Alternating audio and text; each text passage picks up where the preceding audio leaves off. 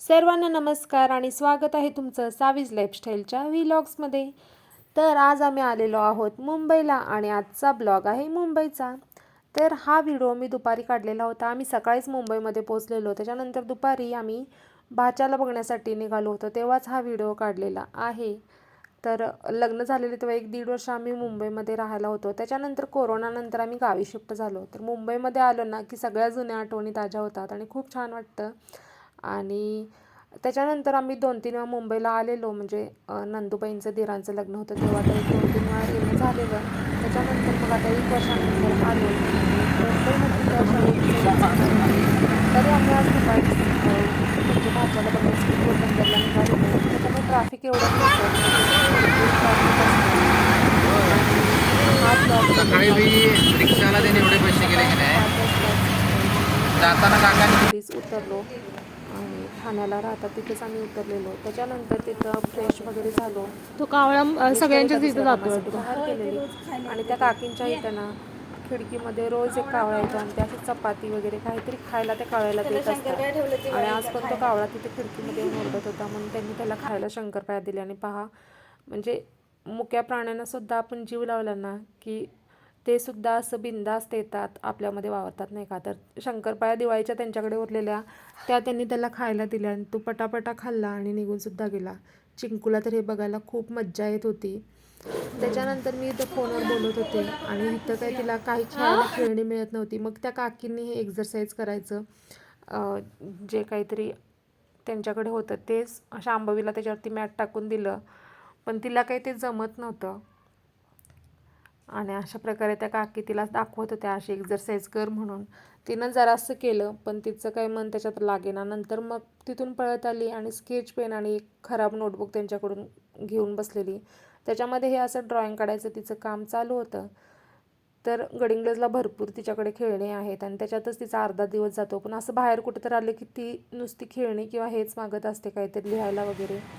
मग अशा प्रकारे तिचं ड्रॉइंग वगैरे चालू होतं। मॅगीचे पिल्लूची नूडल्स केस आलेत पहा इतकी वाढलेत ना, आणि त्याला अजिबात ती क्लिप वगैरे लावून घेत नाही। सगळेजण तिला आता मॅगी मॅगी म्हणून चिडवायला लागले। बघू जरा केवढे लांब खरं तर झालेत ते हेअर नूडल्स। कट करावं असं पण वाटत नाही, कारण तिला पोणी वगैरे बांधीना खूप छान दाखव की दिसतात। केवढे लांब झालेत पण आता नूडल्स। गावी गेल्यानंतर पहिल्यांदा हे हेअर कटिंगचं काम नूडल्स मी ना जरा करणार आहे, छोटं कारण करायला अजिबात पाहिजेत ती त्या, केसांना पोनी किंवा क्लिप वगैरे लावून घेत नाहीये। मग काय, पिल्लूच्या फरमाईशी इथं पण चालू झाल्या। तर काकी तिला केळी खायला देत होत्या, पण तिला मिल्कशेक प्यायचा होता, बनाना मिल्कशेक। मग काकीने बदाम, केळं, दूध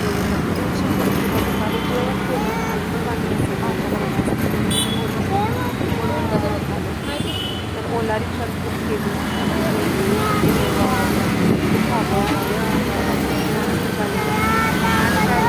मध्ये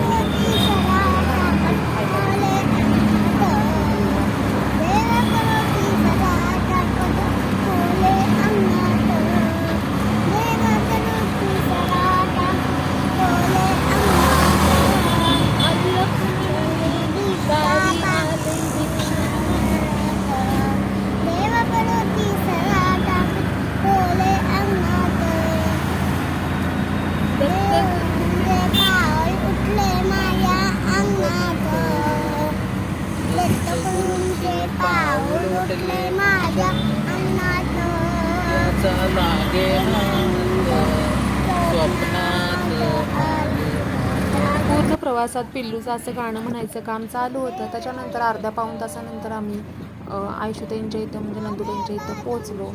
आणि आम्ही ह्या खास कारणासाठी मुंबईला आलेलो, आणि ते म्हणजे भाच्याला बघायचं होतं। खरं तर त्याला 8 महिने झाले आम्ही बघायला येतो म्हणत होतो, पण काही कारणास्तव राहून जात होतं आणि आज तो योग आला।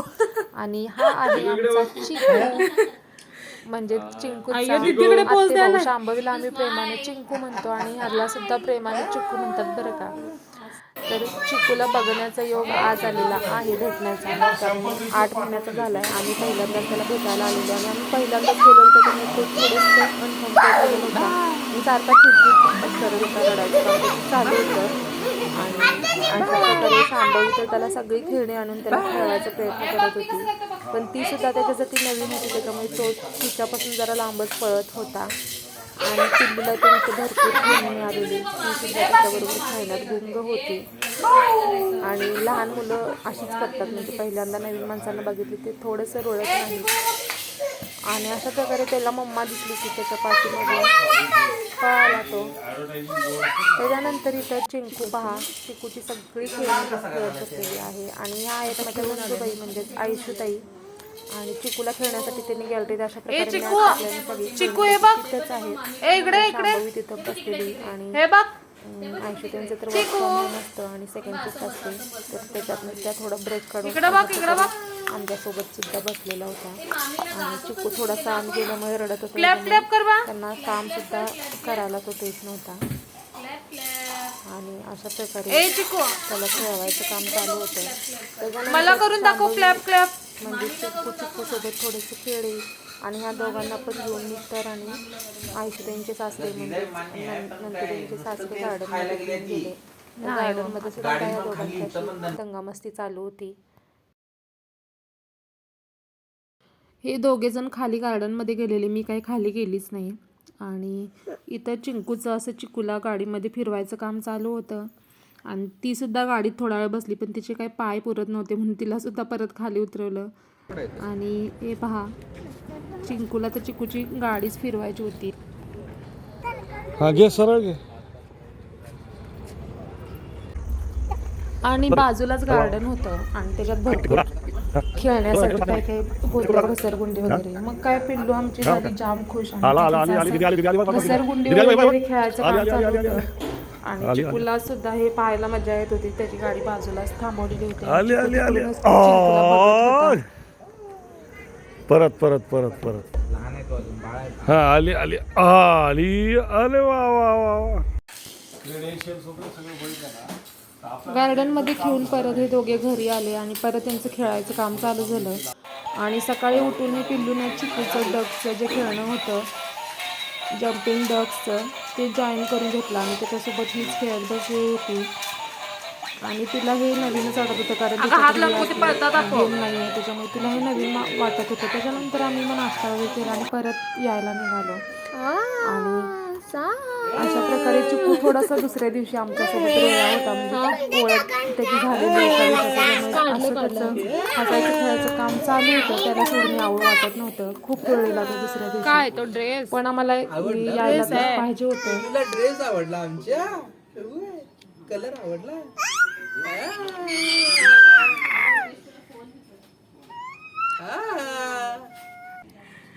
ई घरी कसं कसं टाटा कसं करतोय रे पिल्लू? Tata tata tata bye bye. आणि क्लॅप क्लॅप क्लॅप क्लॅप कसं क्लॅप क्लॅप कसं करते पिल्लू? मग काय मी यायला निघालो आणि पिल्लूला छान असा आतून सुद्धा ड्रेस दिला. आणि चिकू तर खूप उड्या मारत होता. आणि हे आहे चिकूचे पप्पा.